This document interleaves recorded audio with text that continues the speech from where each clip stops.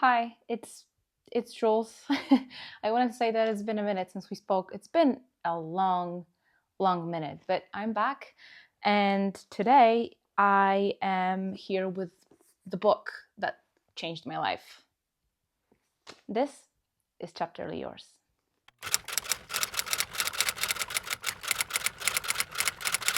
But before we dive into Miss Virginia Woolf, I wanted to talk about the book that I'm currently reading, which is AI 2041 by Kai-Fu Lee. It's a collection of 10 stories about how AI will change our future. I treat this more like a FYI kind of read before bed. It's not very well. It is. I feel drawn to those stories, part of my job really, but it's a cautionary tale. But it's not as investing for me as, for example, Virginia Woolf was. The reason is because most of this stuff is something that I think about daily. So 10 visions for our future, remarkable read for people who are diving into the world of AI. So highly recommended. There is also a new foreword. This edition comes with a new foreword on ChatGPT. So if you want to give it a read, please go ahead and do that. The other read that is consuming most of my time during the evenings, as you can see here, is Milan Kundera's The Unbearable Lightness of Being. And my God, let me tell you, page 5, and I was already hooked with marking my first quote that kind of changed something in me, switched something inside me, and now 100 pages later, I am just blown away by, one, how long this book has been on my TBR, and two, how deeply transformative it already is. I'm kind of angry at myself for choosing such transformative books for myself these days. It's like I'm coming through one transformation after the other, and it just, I'm blaming it on the eclipses, but it's most definitely what I am reading these days. But it's a great book, very relevant to today's times, I would say. And yeah, definitely a video will come what this made me feel. But Kate, thank you so much for recommending this to me and motivating me to read it. I feel like I'm reading this at the perfect time in my life and at a perfect moment in general. So we'll see.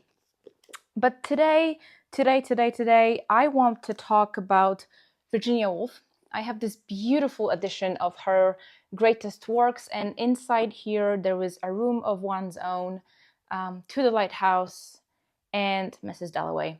Beautiful golden pages here. As you can see, I've marked a couple of things that I wanted to mark. I also have my notes with me, so I don't forget everything that I want to tell you. And as a bonus, at the end of the video, I got this from a friend. It's from Poetry Pharmacy, and those are pills with quotes from A Room of One's Own.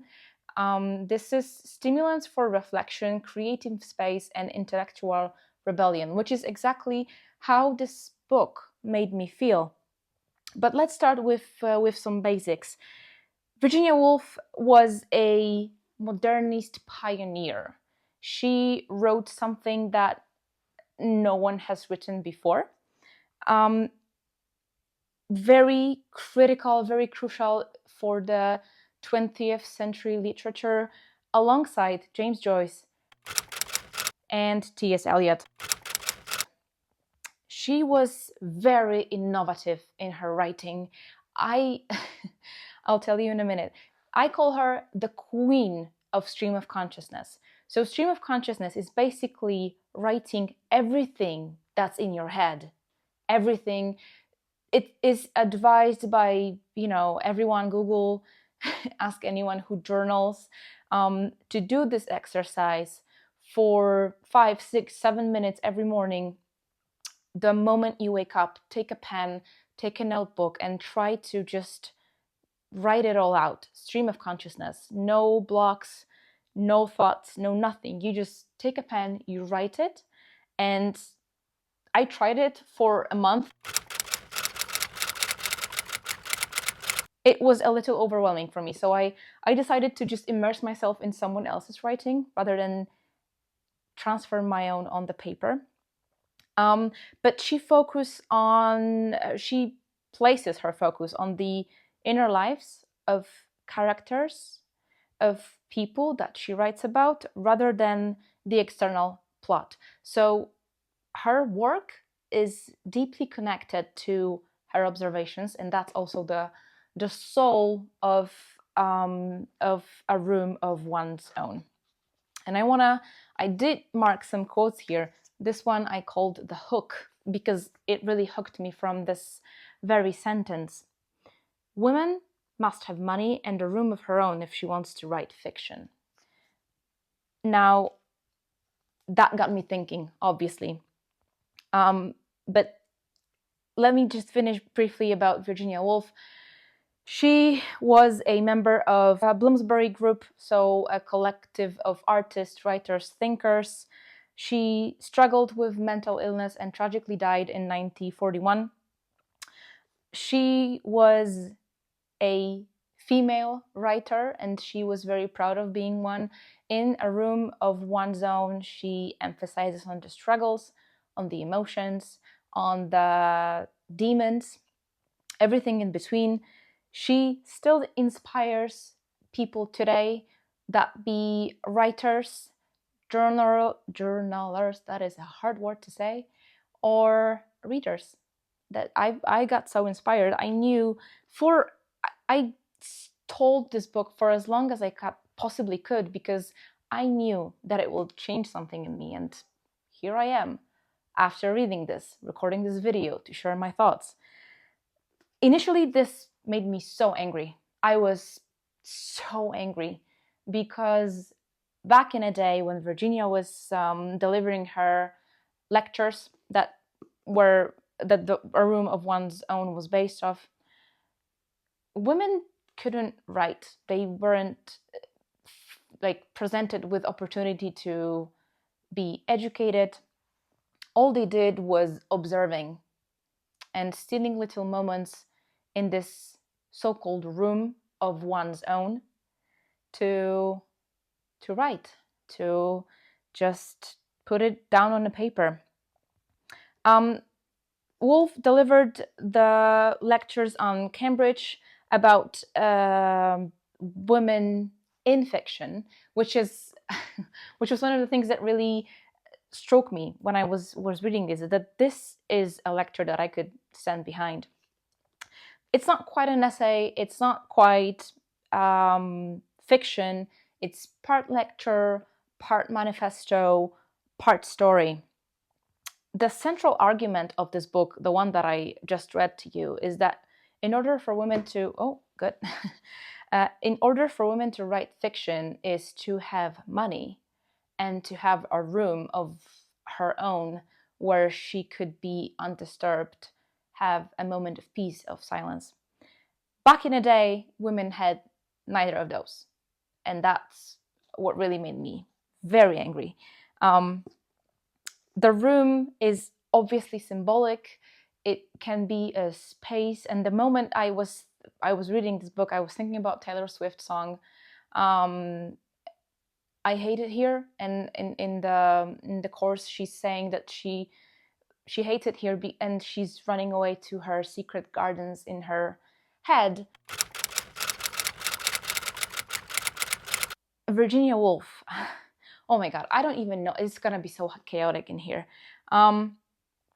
There is a paper here called On a Women, because there was so many arguments in this book about women, but not written by a woman, obviously, because in the 19th century, even before, women were not writing on women. Everything else, women were mirrors, essentially.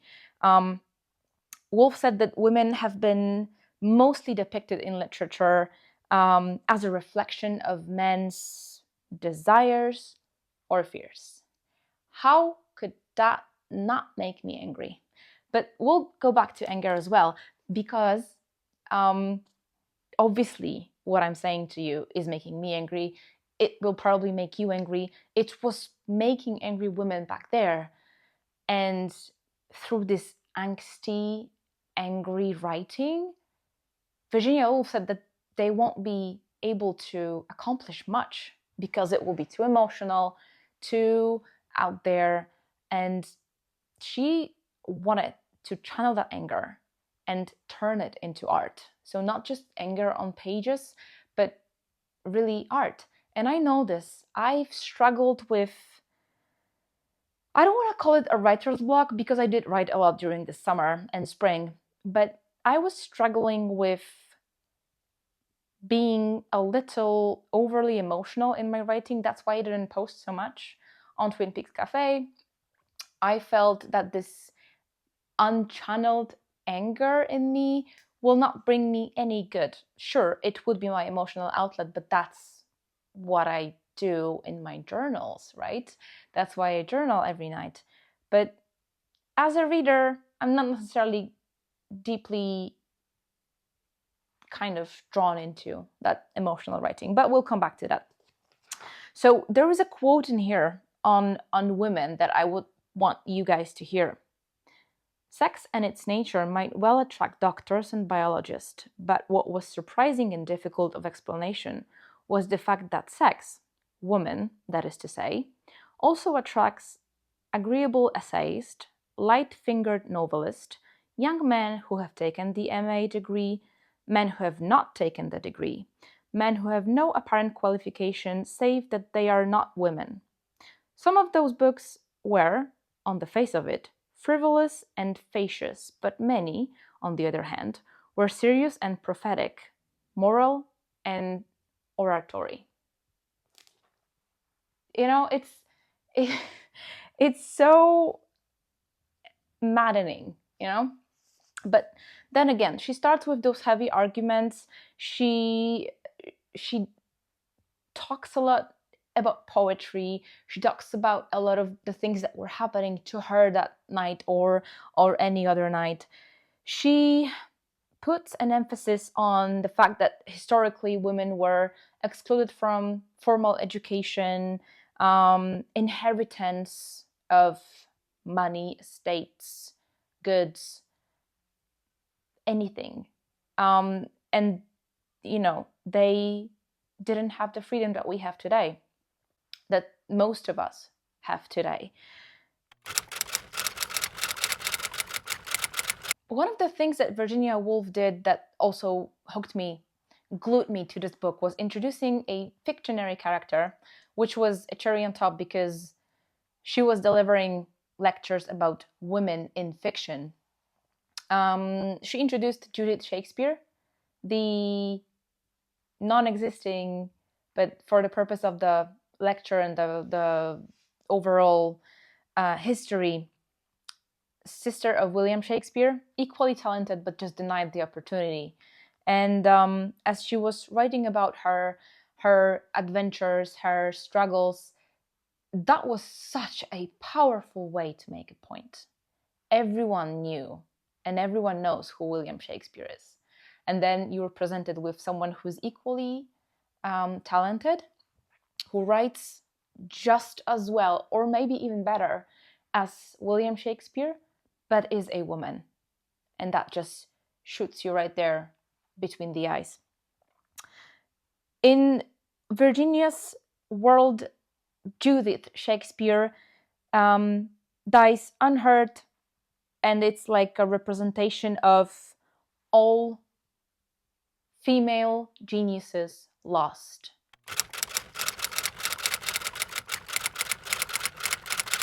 I was blown away. That's, I think, the easiest way to put it. I was blown away. I didn't know that this this point will make such an impact on me, but it did. And it made me even more angry. There is also this part of me that wanted to scream so bad, because all of the women that she was talking about were invisible. Not just the writers, but just the regular everyday women. They were invisible. Their voices and experiences were silenced, and it was men who dominated literature and history. There is a chapter in this book where Virginia goes to British Natural History Museum, and all of the books that she gets in order to prepare for her lecture were written about men, and those were books on women and on fiction, and that's just absolutely maddening. The other part is writing herself. I'm gonna go back to women and to women writing and everything else, but as I was reading this book, I had a couple of, let's say, checkbox list in my head. One being obviously understanding women's struggle in writing, but also understanding how Virginia Woolf wrote. Because for a moment there, when her style of journaling did not fit well with me, I thought that maybe something is wrong with me, that maybe I'm doing it wrong. So I was analyzing her writing as I was reading, and there are a couple of quotes on writing itself that I want you guys to hear. For masterpieces are not single and solitary births. They are the outcome of many years of thinking in common, of thinking by the body of the people, so that the experiences of the mass is behind the single voice. And as a writer, I've never felt this understood, because a lot of people think that when you are writing something, it's just your experience, it's just your day in life, but it's not. It's always a sum of other people as well, writing, you listening, you observing.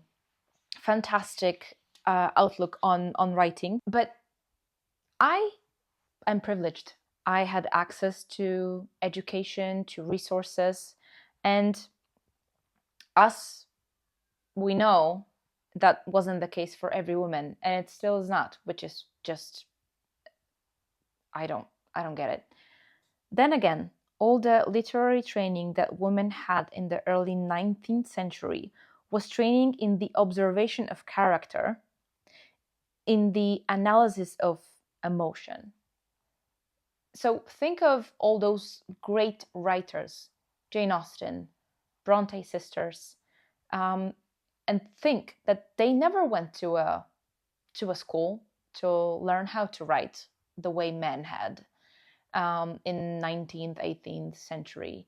They were stealing moments of time to write, but they were excellent in reading the room, in analyzing the emotions, in just putting it down on paper. Then she goes on to kind of compare Shakespeare with Jane Austen, and there is a quote that is perfect for this occasion. If Jane Austen suffered in a way from her circumstances, it was in the narrowness of life that was imposed upon her. It was impossible for a woman to go about alone. I feel awful when I don't have a moment to myself. I know my peace and I know how to find it. These women back then didn't have that luxury.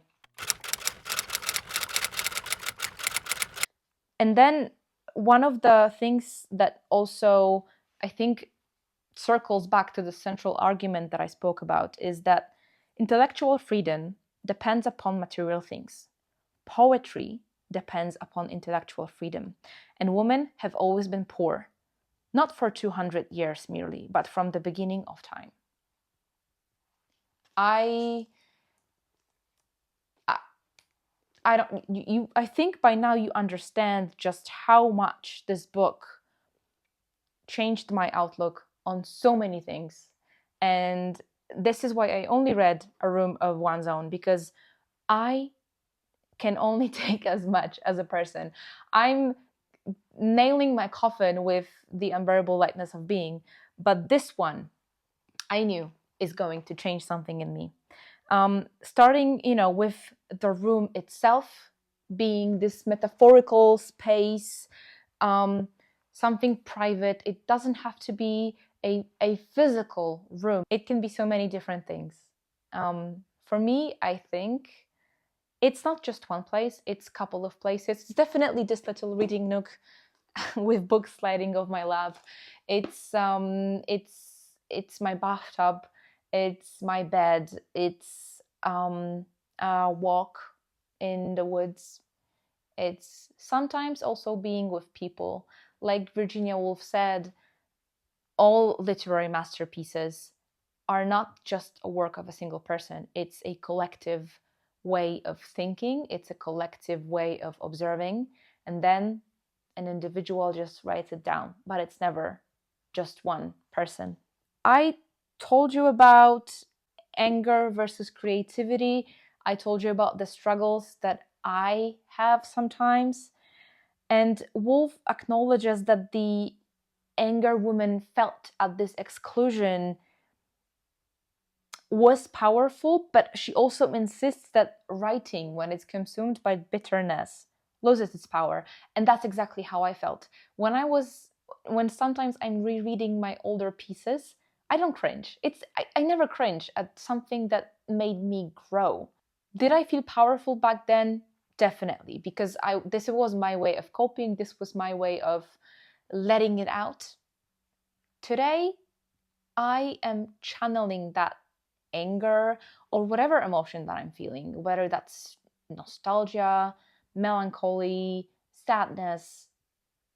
I try to turn it into poetry these days. I turn it into art. That's what Virginia did. She transformed her anger because, trust me, she felt it immensely. She felt it with every fiber of her body, but she turned it into art, and that's what we're doing today with me, right? We're talking about her. We're carrying on her legacy, and I hope one day that someone will also talk about what I left behind. What I also found very interesting was how Virginia Woolf said that all great writers should have androgynous mind. So not only feminine or masculine, but kind of a blend of both. A lot of people are tapping into that energy subconsciously. Some people need this switch or a trigger. For me, it's a matter of remembering that I don't have to be strong all the time, that I don't have to be independent all the time. I am both of those things, but I can also be a little, clumsy. I can be relying on other people. I can ask for help. That's me tapping into that energy. It is still it. I spoke with this book. I didn't speak with this book, but well, it was a dialogue in my head, of course. But I spoke about this book with many people now, and I'm having troubles conveying all my thoughts because there is so much I wanted to say, and it's chaotic. And that's how this book will make you feel: very conflicted, very chaotic. It will be difficult for people to express their thoughts. As you can see, I'm very chaotic today, but this is the energy we're embracing. I'm proud of this. It is still very relevant. I've learned the hard way that if any of those elements is not working, so free time, finances, mental health, safe space, and free time, did I say that? If any of those things is not working, then the room that you've created doesn't feel yours anymore. It's something's not right. A chain reaction, really. If one element is not working, then sadly, it's just not gonna feel the same way. The other thing that's just as relevant today is that still not all women have equal access to any of those things. I just said that if you're lucky enough and privileged enough to have all of these, and then yet still one of those elements, like free time, on you're not in the right mental health space, fails, you're not able to thrive intellectually, writingly. But that's me being lucky in life. But still, there are women who don't have any of those. And I think that argument is so very timed. And we should be talking about this. Those should be subjects that are talked about in rooms, not just my own room, but in all of the rooms, especially in those rooms when women have to fight with their elbows to get into. Virginia Woolf, she changed my life in the couple of nights that I read this short story, short essays of her. And it also made me think about other women writers like Emily Dickinson, who also wasn't published / heard of when she was alive, but only when she died her poems started to resonate, started being published, and that's just horrifying to think of. But as I was reading Virginia's thoughts, she also touched upon poetry, and that's one of the pieces of paper I have here. And she said, "It is strange how a scrap of poetry works in the mind and makes the legs move in time to it along the road." And the other week I was browsing, doing some research, and I stumbled upon Emily Dickinson's poem.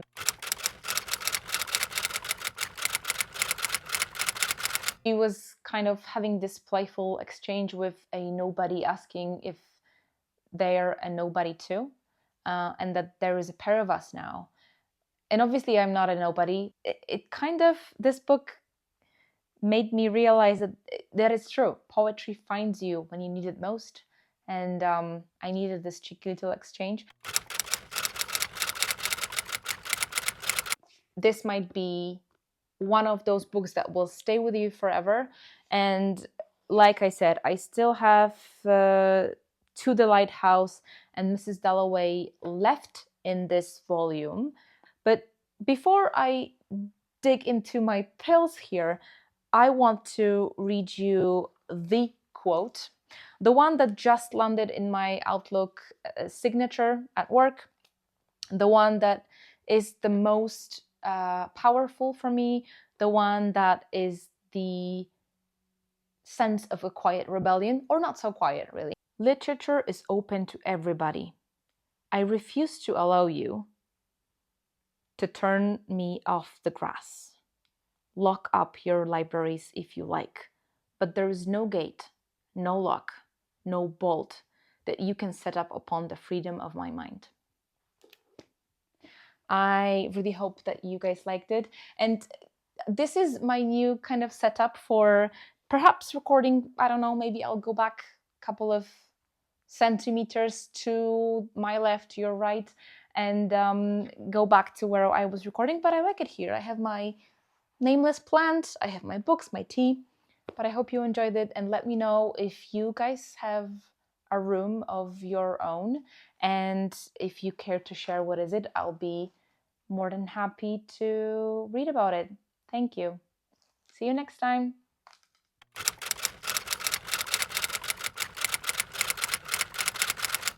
Now, I need to show you this. This is beautiful. I've heard about this pharmacy a while back. I was in London in the end of August, but I didn't have the time to go there. So when I got this from a friend of mine, I got really excited. And specifically a room of one's own. I hope it's visible. If not, I don't know. I'm sorry, but it's technology, you know, it's beyond me. I got really excited because it's very very powerful book. So I have a couple of pills in here, and I'll go with the purple one because the book is also purple. Let's see which quote was stuffed in here. Whoever came up with this idea of sticking and prescribing poetry for various pains or kind of existential crises or needs of love, resilience, soothing was a genius. All right, here it goes. I would venture to guess that Annan, who wrote so many poems without signing them, was often a woman. I don't think there is a better way of ending this video than with this quote, and I hope it resonates with you as much as it resonates with me. Thank you one more time for joining me, and I'll see you again next time. Bye.